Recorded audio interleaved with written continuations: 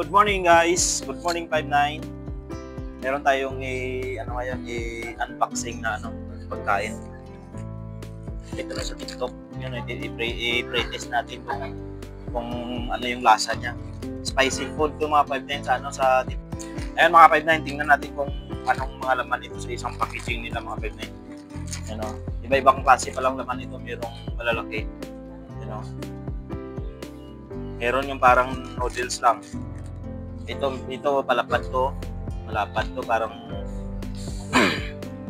laman ng hipon, parang laman ng alimango yung sura nito. Malapad siya. Sarap ka mga 5 na, hindi ka magsawa magkain ito. Dami palang klase mga laman nito. Ito yung parang bihon lang siya. Pero masarap. Sarap ang pulutan to. At sana nakakabusugin. Kunti pa lang yung kinain ko, pero nabusog na ako. Daming laman, di ka pala lugi sa isang packaging nito.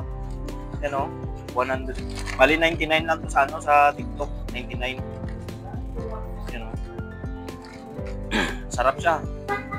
Iba-ibang klase. Ito meron pa square naman yung cutting niya. Kapit na niya. Meron na mo.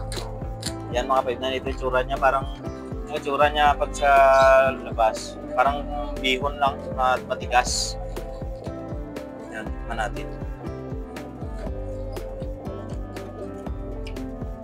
Masarap siya mga 5-9, masarap. Manghang na yung parang kahawig siya sa oisi. Na parang hipon. Yun yung lasa niya. Dali, Noy! Ito na kung ano yung magkaramdam niya na yung kaon niyang latyaw. So, anong lasa, Noy? Anong lasa sang latyaw? Kahang. Kahang siya? Turo namin. Nakita mo na yung latyaw niya? Hindi mo na-discover ang latyaw, Noy? Nasa TikTok lang na-discover nito yung latyaw. Sa all classmate. Saka classmate niya. Pero masarap siya mga 5-9, no? Latyaw. Ngayon lang din ako narinig.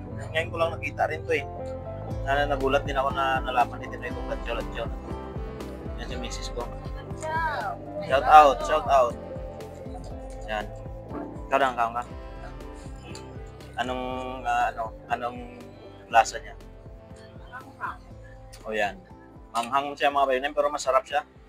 Nakagana kumain. Yan. Mga 5-9. Kaya recommendable ko to sa mga gusto mag-try nito, gustong subukan yung lasa nito. Recommendable ko to, masarap siya. Shout out sa inyong lahat. Thank you for watching.